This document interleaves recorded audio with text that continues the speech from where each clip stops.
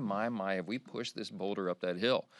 And it's been quite an effort, as you know. Since I became Speaker 2 years and 3 months ago or so, I started talking about this, the urgency, the necessity of us getting Congress back to work the way it's supposed to. And we've made big strides in that now. And so this week, as you know, we're going to advance energy and water, commerce, justice, science, and the interior environment appropriations bills, 3 more in that package.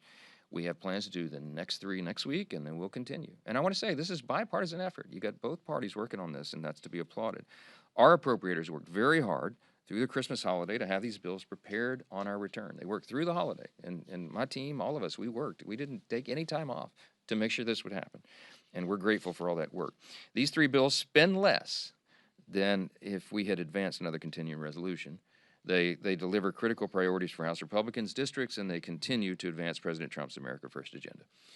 With just 3 weeks to go until the funding deadline, we're very hopeful, very bullish that this package of bills is going to continue our good momentum towards completing annual appropriations with regular order without a bloated, wasteful omnibus spending bill. And I'll close with that and take your questions. But I told the House Republicans just now, I said, don't lose sight of this great Christmas blessing.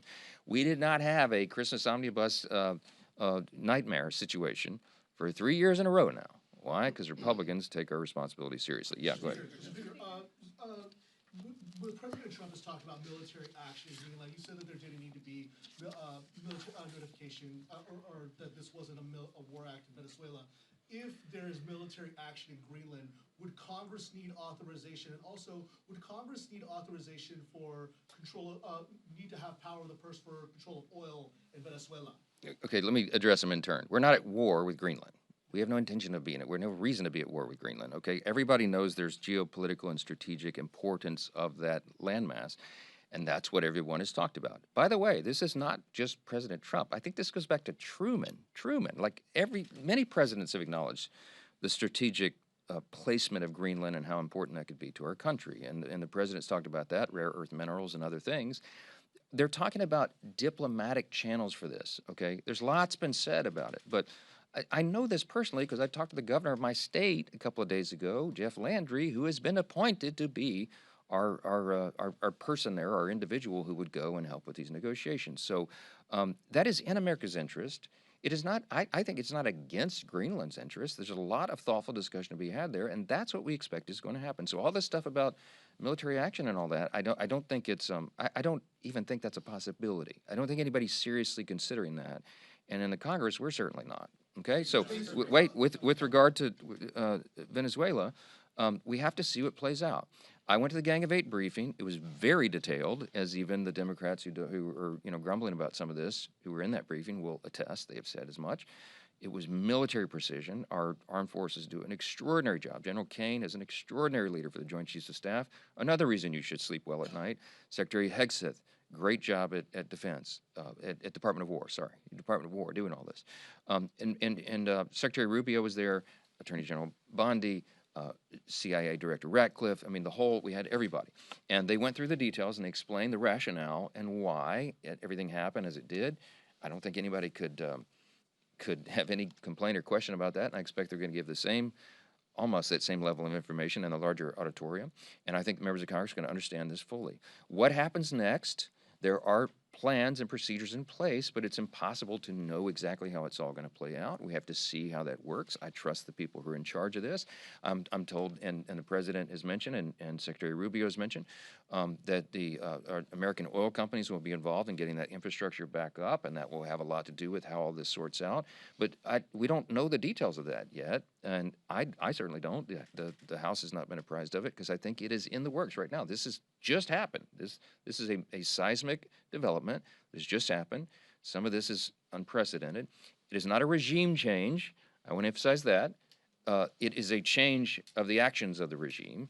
As you know, they have an interim president now, and so we're not boots on the ground. We're not occupying Venezuela. We haven't declared war on Venezuela. We went to get a criminal who had been indicted in a U.S. court under our due process, and we're going to bring them to justice on American soil. We should applaud that. It's going to stop the killing of millions of people. Yeah. Just to follow up, because you say that the military action is not going to happen. So then, is it responsible for the White House to continue to raise the specter of military action. They said very explicitly. I've spoken to the question. I'm not gonna look. I'm not gonna take 1,000 gotcha questions this morning trying to pit me against the White House. It is. I've said I can't be more clear than I have been on this. I've given lengthy statements on it. You know where I stand. You know where the House stands. We're going to get a briefing today, and then we'll see how it develops. So everybody relax. Yes. Last question. On that note, though, did Secretary Rubio tell you all in the briefing that the U.S. plans to buy? Look, I was. Also, if that is the case, first of all, how does that square with NATO? And then how does that square with the overwhelming message from Americans in the election that they care about the economy and issues here at home? Okay, look, it is an America first priority to look to our strategic and national defense initiatives and what would be advantageous to us. Greenland offers a lot of that. I've mentioned this already. Obviously, the strategic importance of its geographical placement, but also the rare earth minerals that are there and everything else. That is directly in line with commitments made on the campaign trail by President Trump and all of us to seek America's interest first. Now, that said, does that mean we're going to go send troops into Greenland and take it over? No. I mean, they only have, 40, 50,000 people there. It's not. This is not a thing, okay? Did Marco say something like that? I think he did. I mean, it was over a 2-hour meeting in the Gang of Eight, and I think he did make a comment, but I think he did it with a smile. He was trying. I took that as a joke. He was trying to be humorous about it, okay? Do we know whether there's going to be some sort of financial arrangement in these negotiations? I mean, none of us know, but Marco did not go into the Gang of Eight and say, we're going to buy Greenland. That's not what happened, okay?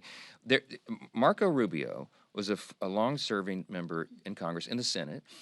He is very close colleagues and friends with most of us in the Gang of Eight who were in that room, and we spoke as old friends and colleagues, and it was a relaxed setting because we all know one another, and everybody in that room knows that Marco Rubio is an honest broker, and in my view, the most highly qualified person. He is a gift to America right now with his insights, particularly on these issues, Western Hemisphere and Venezuela and all the rest. So he is one that's highly respected in that room, and even when you disagree with some of the play calls, they can't dispute anything he said. And look, everybody understood the context of that conversation. It was obviously supposed to be off the record because we're in the skiff and it was highly classified. But there were a lot of things said back and forth that you should not be running with as headlines as if it's some sort of new U.S. policy. They wouldn't have broken it in front of Chuck Schumer in the Gang of Eight meeting. Okay, well, last one, yeah. The president, as you saw, said that he is going to get 50 million barrels of oil or something from Venezuela. Does the president have the authority to unilaterally seize oil from Venezuela and then use the money from the sale of that oil as he sees fit, as he said he's going to do? I hear Congressman Jimenez over my shoulder, who's the world's expert on all this, saying that is sanctioned oil, okay? And I'm not going to get up here and tell you the details of all these developments because it's still being developed. There are a lot of ideas. There's some brainstorming being done out loud by all sorts of people, many of whom are not even authorized to have these conversations. I would not run with too many of these headlines right now, okay? I'm telling you that all of this is developing right now. I am very confident we have steady hands at the wheel, and then this will be figured out. So stay tuned. Thank you all. Do you have a date for State of the Union? Do you have a date for State of the Union? I believe State of the Union is going to be... That's important to say. Get back to the podium. You got the breaking news with the speaker. I think the date, this is off the top of my head, I think it's like maybe February 24th we're looking at, okay? It'll be soon.